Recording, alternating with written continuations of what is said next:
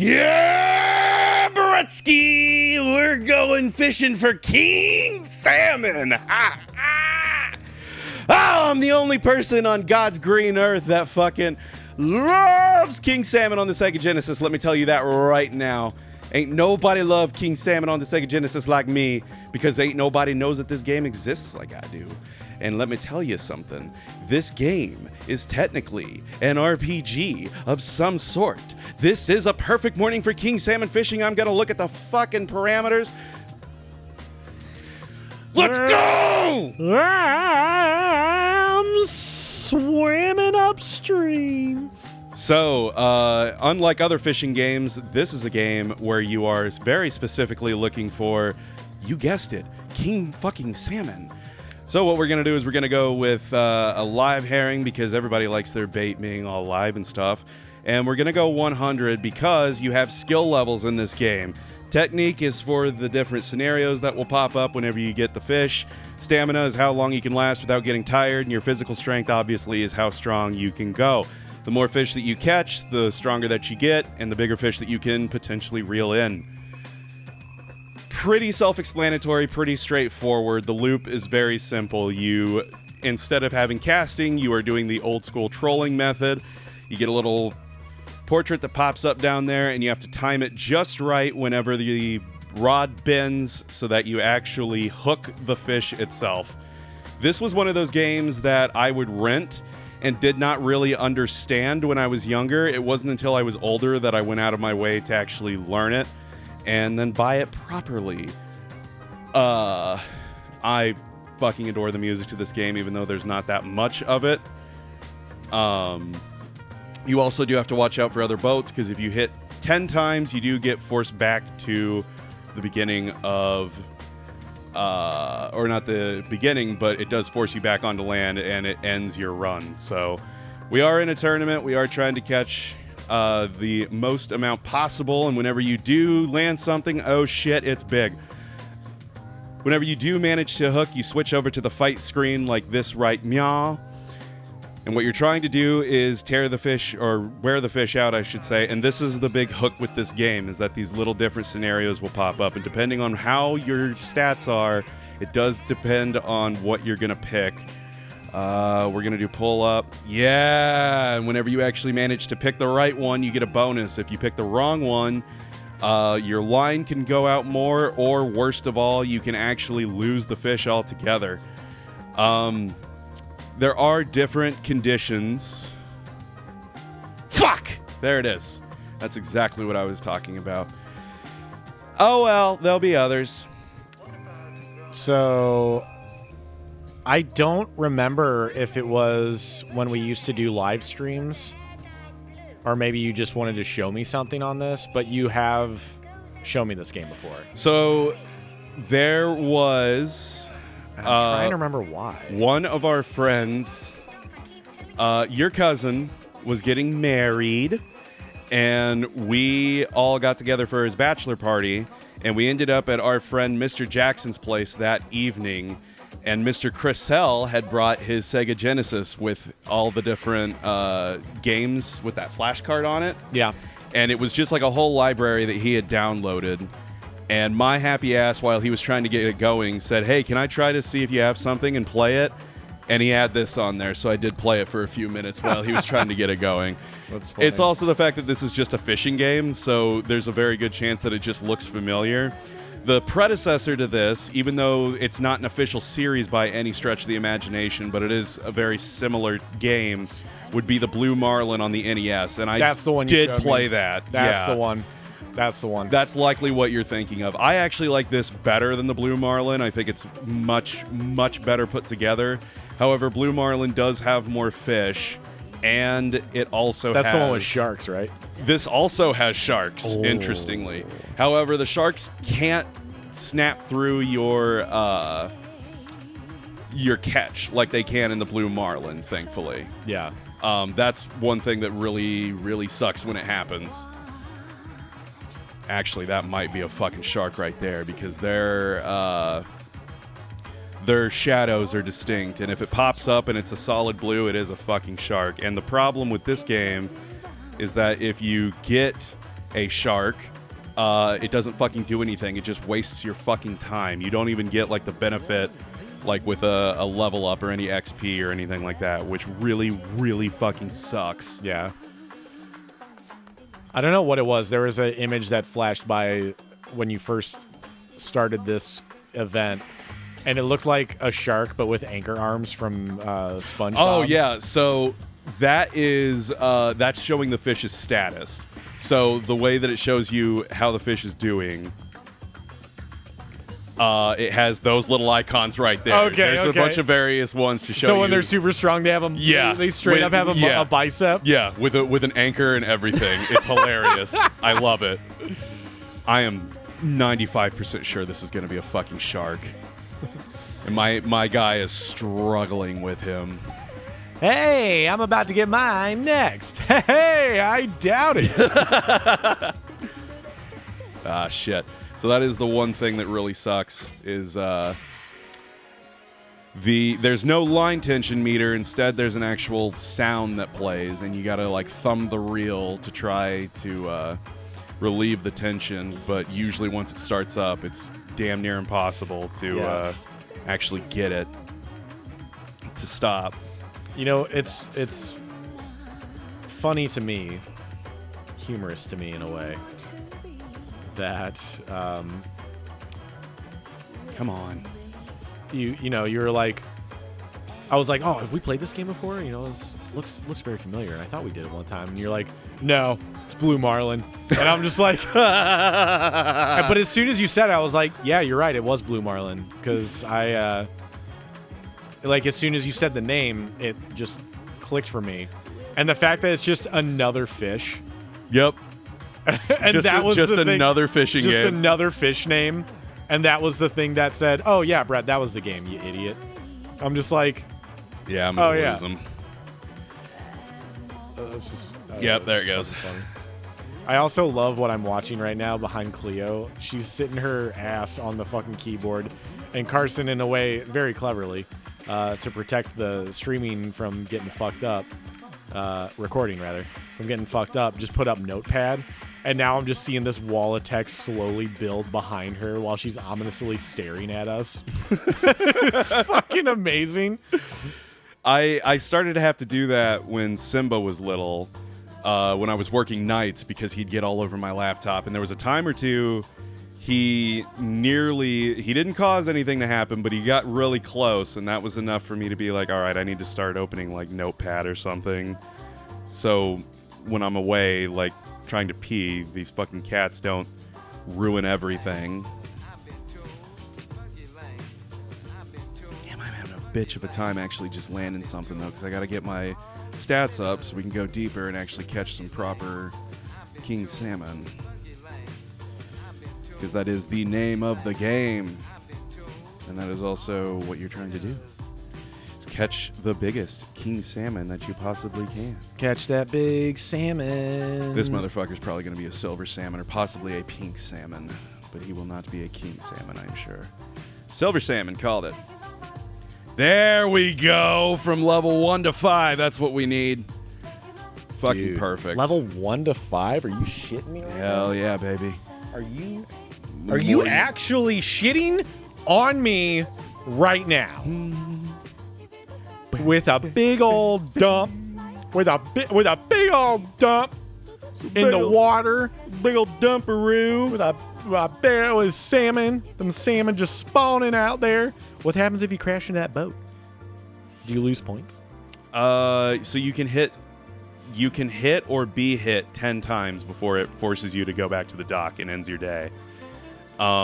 Yeah, look, that's straight up Yeah. anchor arms. That's absolutely anchor I thought it arms. actually had a little anchor on it, but yeah, no, I love the little portraits that it has for the fish to show their status. That's fucking great. There we go. Now we're fucking reeling them in. Yeah, no trouble at all. Ooh. Woo! From 5 to 8. Let's go. That's what I want.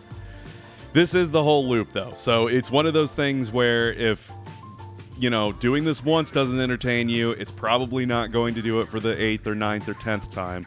However, if you're a fucking weirdo like me that loves some fishing games, this is probably the best on the Genesis, I would say.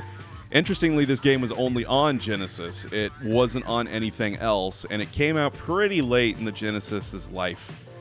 I adore the cover for it, though. I don't think it's intentional, but there's a big-ass king salmon on the front of it, obviously, and he looks like he's smiling, like, Hold on, I gotta look at it now. and it's really funny.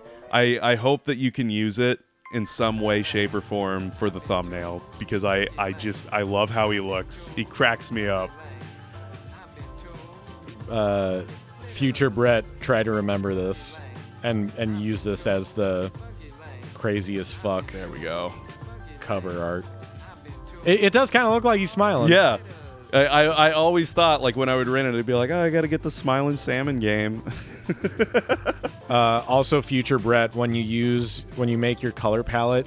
So, full disclosure, whenever I do the color palette, I actually just go to this website and generate a random color palette because it would just take me too long to, like, design brain would just get in my way and be like, nah, this color's got to go with this color. This color's got to go with this color. And, like, after doing these thumbnails the first, like, 3 times, I was like, I'm wasting too much time just picking the colors for these fucking things.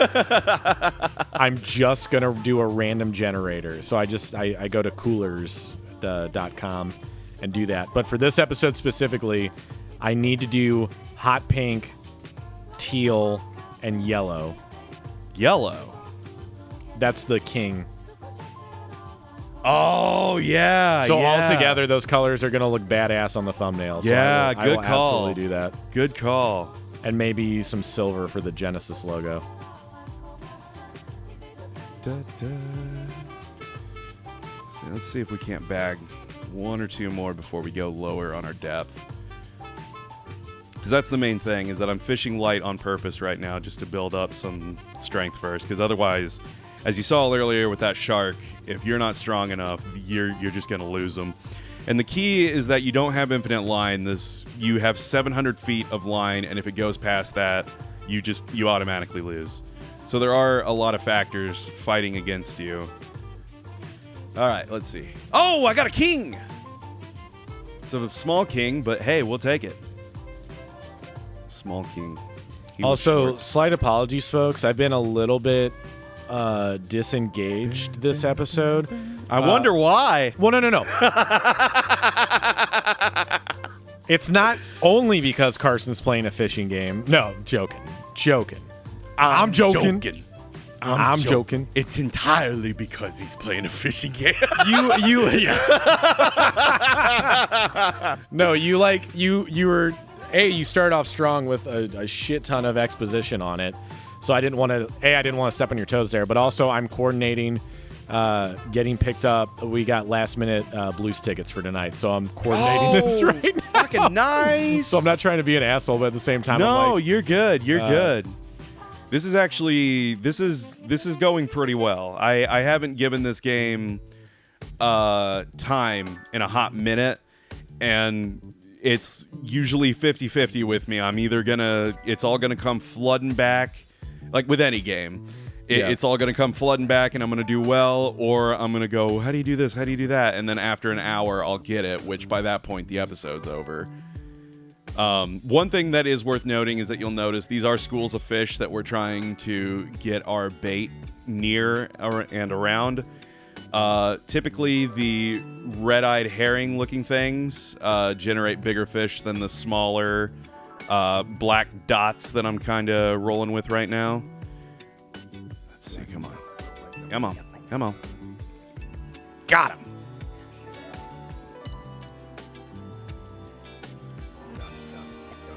Oh, okay. Perfect. Nice. Thank you. Courtney just reported that there are geese right in front of our window. Cleo thinks that she is a panther and a hunter, so she grabbed her real quick to show her, and I'm sure she's going to be all over it. Have you ever seen the geese? Oh, is she really? She's chirping. Thank you for doing that. Distracting her. All right, we're level 12, so let's go lower. We're in the middle of recording, baby. I can't get up to go look at the cat. Editing Brett has enough bullshit to do. We don't need to give him a cat pause. Pun intended. Pun intended. All right, here we go.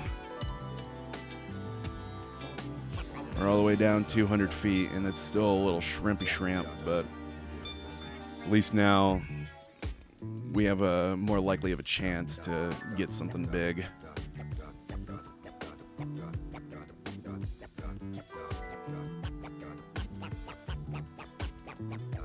Oh, wow. That was ridiculously small. Da, da, da. Da, da, da, da. Yeah, so, interestingly, interesting to me and absolutely no one else, not most, but many fishing games, especially these kind of over-the-head types, came from a company called Hot Bee during this era of the 80s and 90s. And it always stuck out to me that Vic Toki was the one that published it here instead of Hot Bee. And I thought maybe Hot Bee wasn't involved, but it turns out in Japan they were. They actually did publish it out over there. So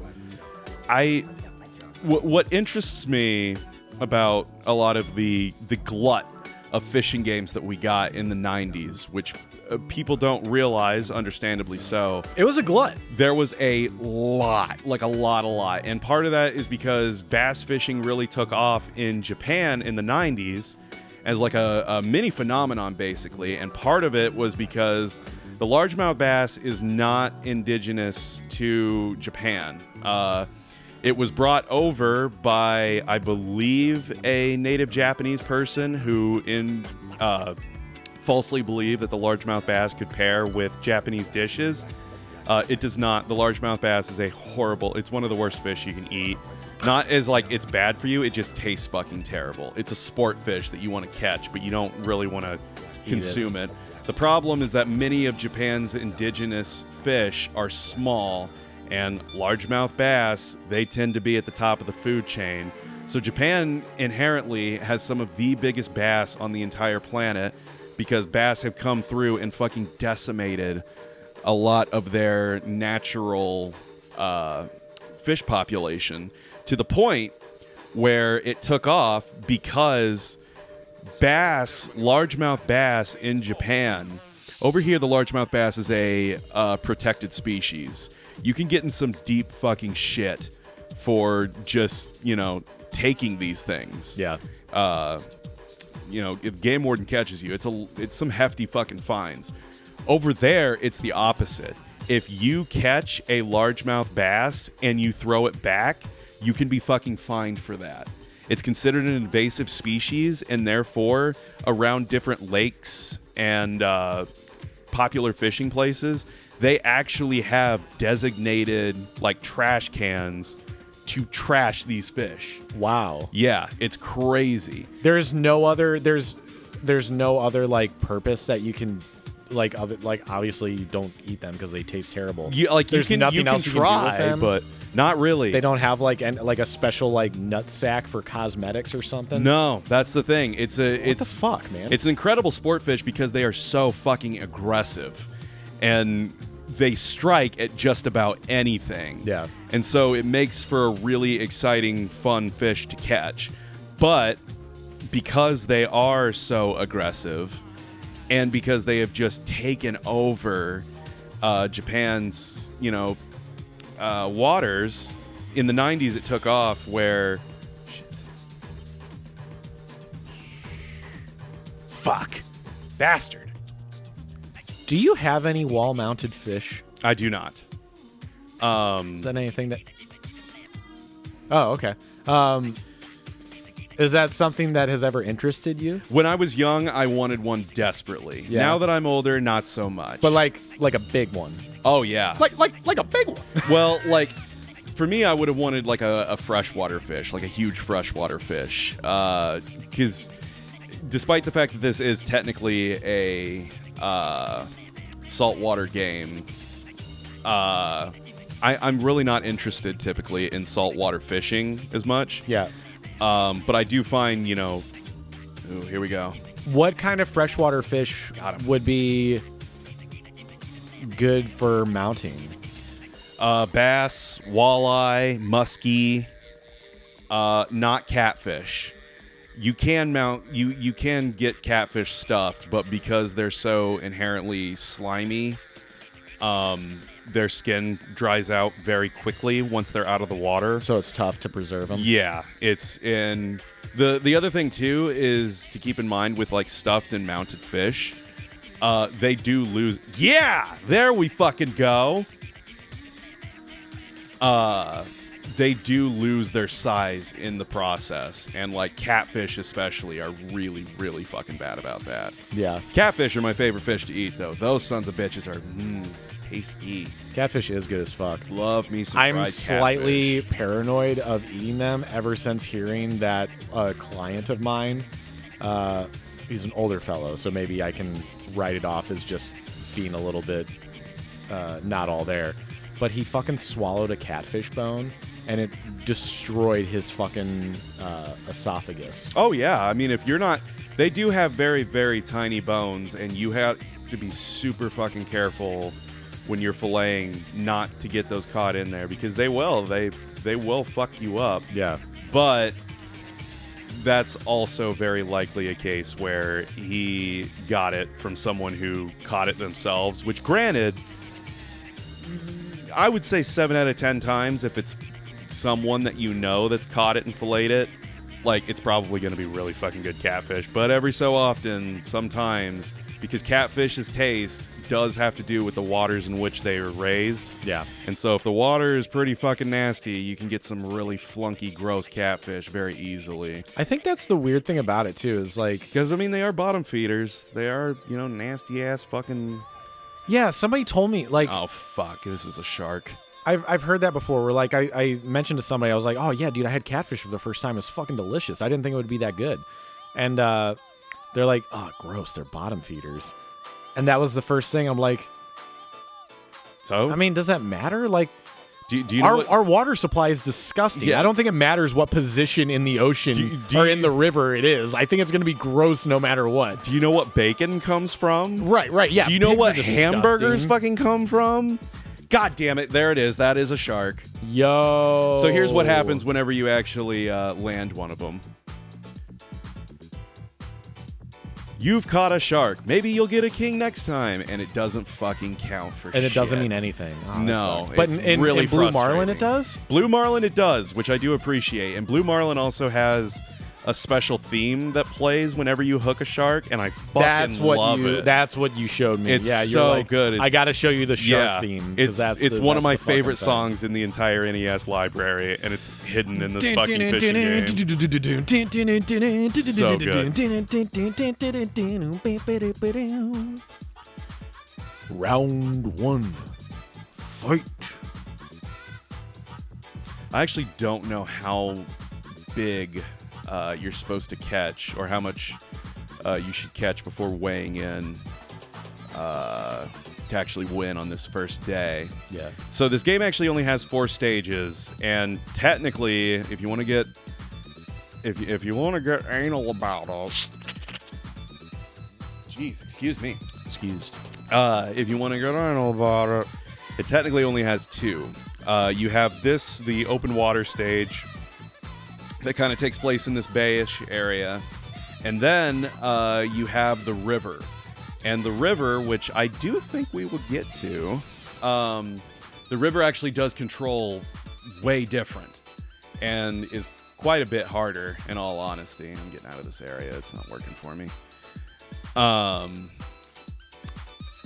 It also has a different song. There's not a ton of songs in this game. I fucking love the soundtrack. I'm sure that we're going to have other music over it, because it probably would drive everybody else nuts, since there is a limited amount of songs within it. But Can I ask you, while I have you here in this moment in time, and then for future Brett, he can think about it. I know, like, for the most part, I actually have I've been curating this private playlist on my YouTube channel for all of the BFC mixes. Like, if I hear something, I'm like, ooh, that's good. I'm gonna use that for the BFC. yeah. But I never really asked you about it, and I feel kind of bad about that.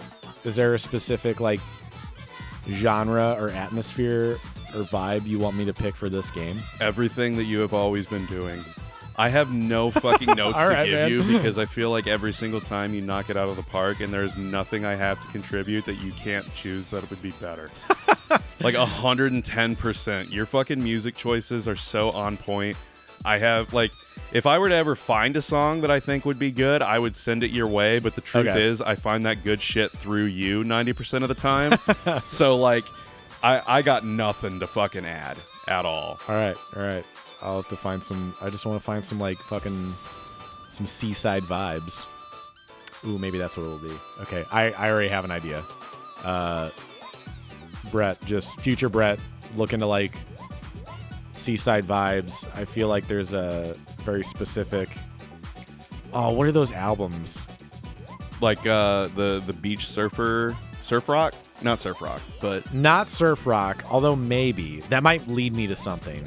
I'm actually thinking of yeah, fuck yeah, the album where you can find the song that was the sample inspiration for the invincibility theme for Super Mario.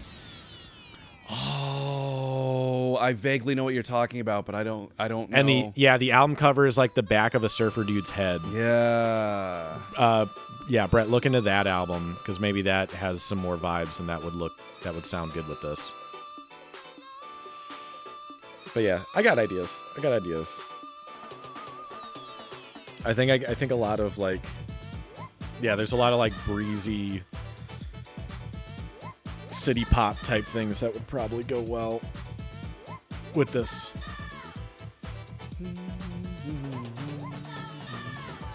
I did do that city pop R&B playlist for Diamond in the Grave. Yeah, it was good. That I really enjoyed. Shit fit in great. Come on. Lightweight, baby!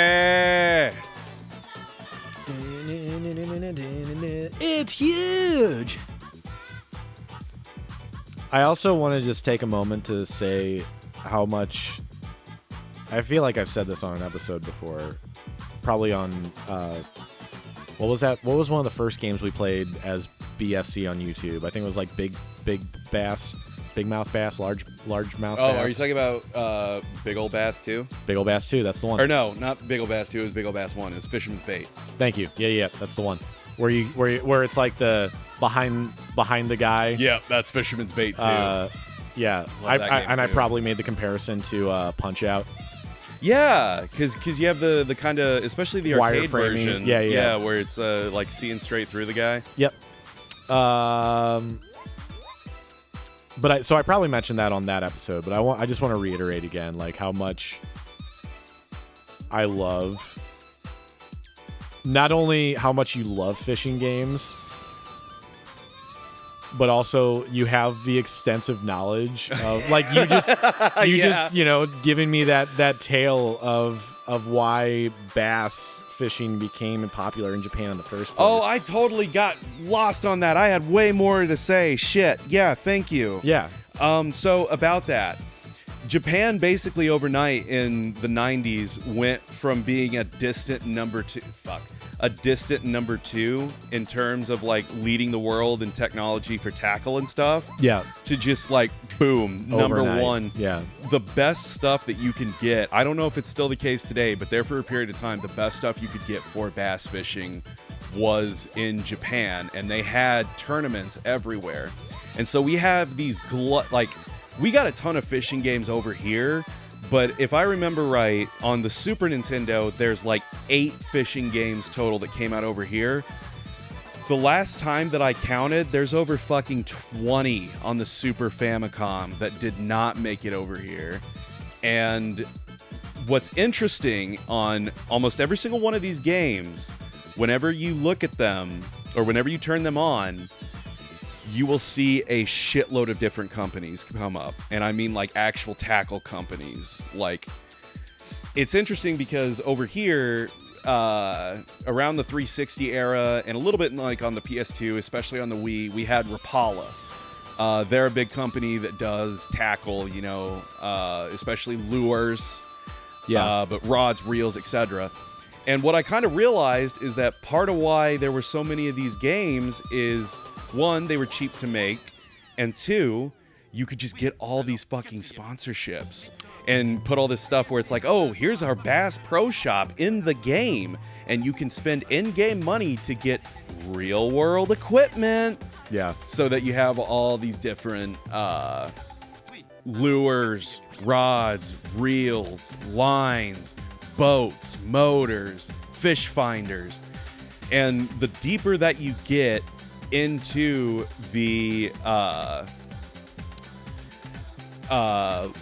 library of fishing games that are on the Super Nintendo, like the later releases, the more apparent that it becomes.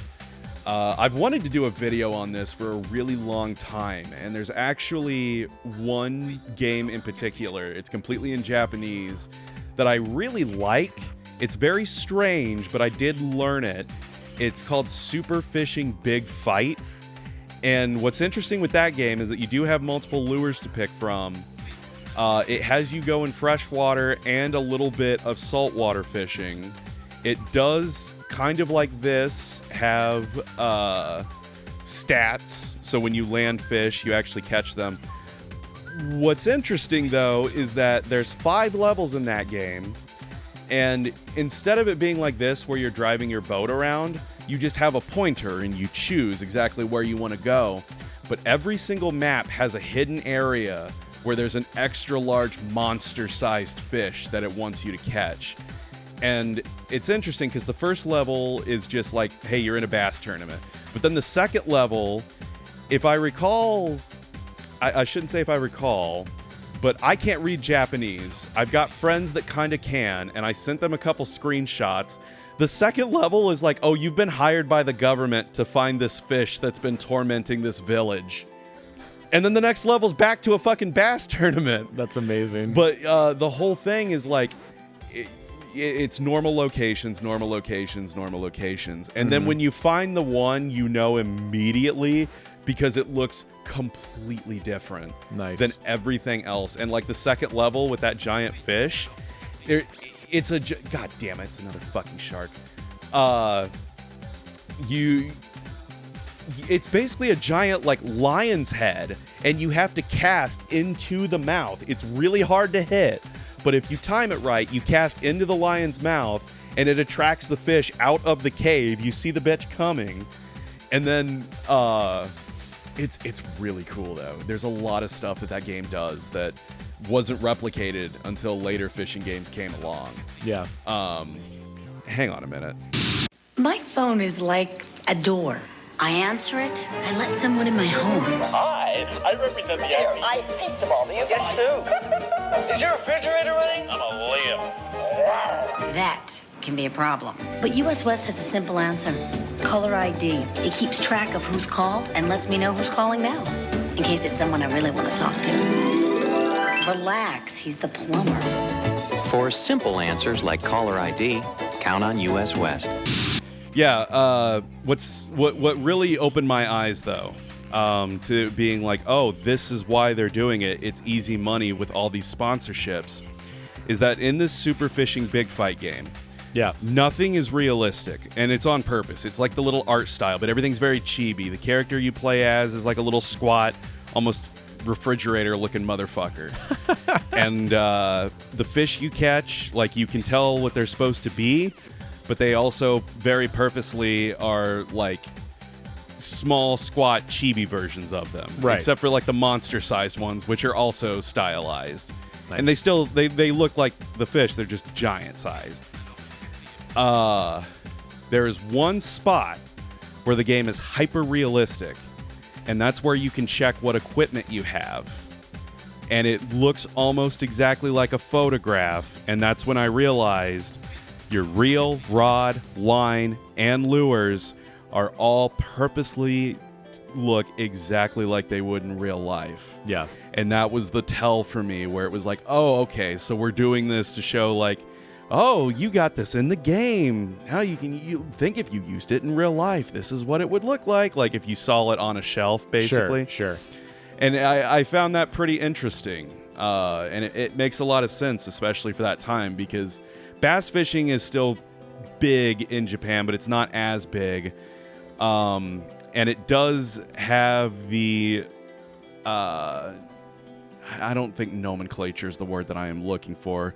Reputation might be more precise, of black fishing. Because apparently bass fishermen in Japan have very, very poor reputations of being like, you know how people look at like rednecks here? Sure. That's how people view bass fishermen. Like a lot of them are very bad apparently about like leaving trash out after where they've been. Oh, gotcha. And like not disposing of the fish carcasses properly, leaving and that sort of their thing. spitters. Yeah, fucking maybe. I don't even know. In Japan, I never even thought about it. I actually don't know. I don't know if chewing tobacco is like I'm sure it exists, but yeah, I don't. That's really... actually a really good question. I have no idea about tobacco culture anywhere else other than the States. The only thing that I know is like smoking, but I actually have no idea for like chewing tobacco. I never even thought about it until you said that. Huh. Or even like, the big thing now is zine or zin, whatever the fuck it's called. Oh yeah, Zen. People are doing those pouches. Yeah. I tried one of those once, not with like the tobacco, but with they had like coffee beans. Yes. Wasn't a big fan. It just kind of felt like I had a lump of gum in my mouth that I couldn't chew on. Yeah, because I went to chew it once, yeah. And it was just like, oh shit, right, this is gonna burst everywhere in my mouth. Yeah, like I'd rather just have a stick of gum and a cup of coffee. Yeah, 100%. But yeah, it's something that I've wanted to do a video on for a while. It's 110% just I do not have the motivation to write scripts for videos or anything anymore. I've tried so many times, and it's just, excuse me, the more that I force myself to try to do it, it's not fun anymore. Yeah, no, the more that I just resist, it just feels like work, and it's a shame, but it's just sort of like I'm at that point in my life, where it's like, this was a thing I used to do. I really like doing it. I don't like doing it anymore. Yeah. And because it was supposed to be fun and now it's not, I don't want to do it. I have a lot more fun just hanging out with you and just bullshitting and playing games for several hours, and we post that instead. I get more satisfaction out of that than I would forcing myself to write a fucking script. Yeah, I stopped doing my whole vlog thing quite a while ago because it wasn't that the idea of it was fun, and I enjoyed it from a standpoint of it is what it was. Like, it was supposed to be an extension of journal entries and shit, and just a way to get, honestly, it was also a learning tool for me to kind of get into video editing and stuff a little bit better. Yeah. And I also didn't I didn't do anything in terms of optimization for it. I didn't use hashtags or keywords or anything, and I was kind of intentional about that, so I knew I didn't want to do it as a way to get followers or views or anything like that. But after a while, I was like, I didn't do it. God damn it. 1 week, that led to 2 weeks, that led to 3 weeks, and I ultimately was like, I'm not pressing myself to do this, and I don't ever want to. And if I want to, if I come back to this YouTube channel later down the road, I want it to be different. I want it to be something else.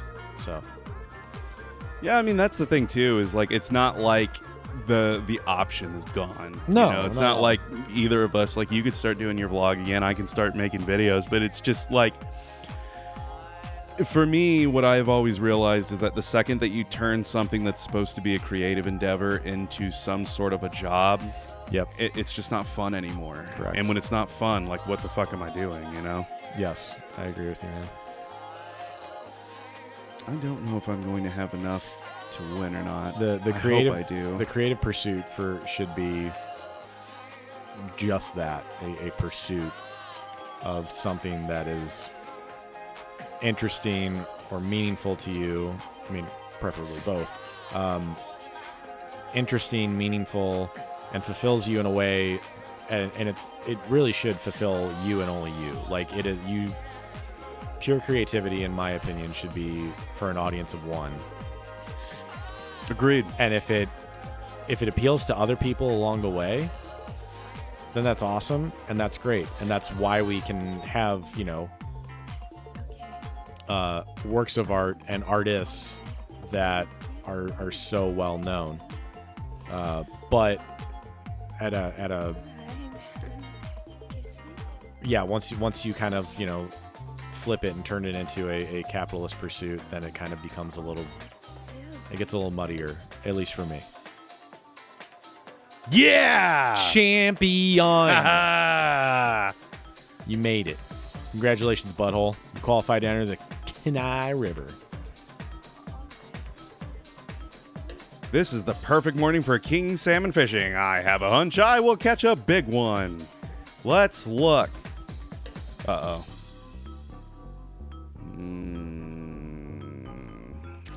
Did you not do it? We're going to try. So the thing is that on the conditions, usually if it's not, the waters are great, it can sometimes be a little rough. But here we have the river that I was talking about earlier. So the music is different, which I love. Hey. And then, so now since we're on a river, we actually go backwards automatically.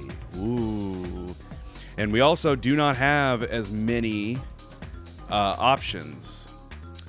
Instead, it's just mid or bottom, and there's only 3 different lures in this area instead. And it's honestly actually not a little, it's quite a bit harder to hook something in this one because now they're swimming upstream. Oh, you got to go upstream. And you got to watch out for all of these fucking boaters, which they are way, way much more of a problem here than they are in the last stage. Too small. Do you want to do a part 2 of this? Do you have time? Oh, no, like... Or do you just mean coming back to it? Coming back to it during our next session. Yeah, we can. I would be down. Are we wrapping up this one here pretty quick? I think we need to, yeah. All right. Let me try to catch one more and see if it can't be something big. We'll fish we'll fish bottom and then see where we land. It's just pink salmon. I'm gonna go bottom.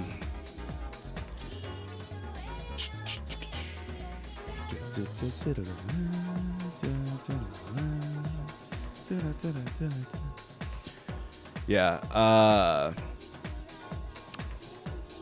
Last thing though about bass fishing in Japan, how it's such a problem. The world record for the biggest bass ever caught for the longest time was held in North America. But because of the bass infestation in Japan, hell yeah, let's go. I think this one's going to be a king. I'd love to end on a fucking king. The biggest bass that's ever been caught, I believe it was 27 pounds, I want to say. It was a lake in Japan that it was caught at. It was just like a couple ounces bigger than the original record, but also Japan is the one that invented, or at least the fuck, come on. God damn it. I want to try to catch one more. I had a really good feeling about that one too.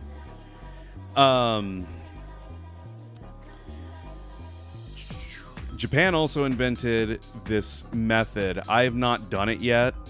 I don't know if I will, because I don't know if I have the cojones to even try. But it's called drop shotting. Yeah. And normally with fishing, so you have like your lure or your hook or what have you tied at the end. Well, what that does instead is you tie your hook and your lure, your bait, what have you, and then you have an extra like 3 to maybe 5 feet, depending on how low you're going, of line, and that's where you tie the sinker. And Okay. so instead of it being like sinker, hook, bait, it's hook, bait, extra space, sinker. And the reason that this matters is with this technique, you're able to cast out and almost perfectly replicate what a fish wants to see with bait like, say, worms, essentially. Okay. Not like actual earthworms, but your plastic worms. Because if you hook it in there right, it's going to actually have the moving motion. Okay. And just goes with the current of the water doing all the work for you instead of having to reel in and cast out over and over and over again. And drop shotting is how the biggest bass in the world was actually caught. Interesting. I've never tried this technique because, like I said, I don't know if the stuff that I have could even really handle it. I love to go fishing, but the stuff that I have is not meant for anything more than recreational and really not meant for much more than like 2 pounds at most. Sure. Anything bigger than that would probably get away with my shit pretty easily, unfortunately. Yeah. But it's one of those things that has appealed to me and I would really like to try. But typically when I go fishing, I don't really like doing the cast, retrieve, cast, retrieve, cast, retrieve. I just would rather put a bobber on that bitch, throw a sinker and a hook, and then slap a worm on it and call it a day. Yeah. Fuck. Oh, well. Is Rachel almost here? She is here. Oh, she is here. Shit. Okay, well, we will call this one a day. This has been King Salmon, one of my most favoriteest Sega Genesis King games, Salmon. one of my most favoriteest fishing games ever. Thank you so much for joining us and listening to me talk all about fishing stuff. Maybe we'll come back to it. We can do a part 2. Well, for you the know first what? time ever on Brett's Friend Carson. Yeah, we'll do a part 2. Part 2 of King Salmon, baby. Part 2. We're both hanging up. We got fingers twos on both hands. We got 8 Twos fingers on here. each hand. Twos on each hand. Yeah. Come back for part 2 with King Salmon. He's got more salmon, more kings. More king. Actually, less kings. We don't need any more of those. Get them out of Yeah, here. you right. Bye.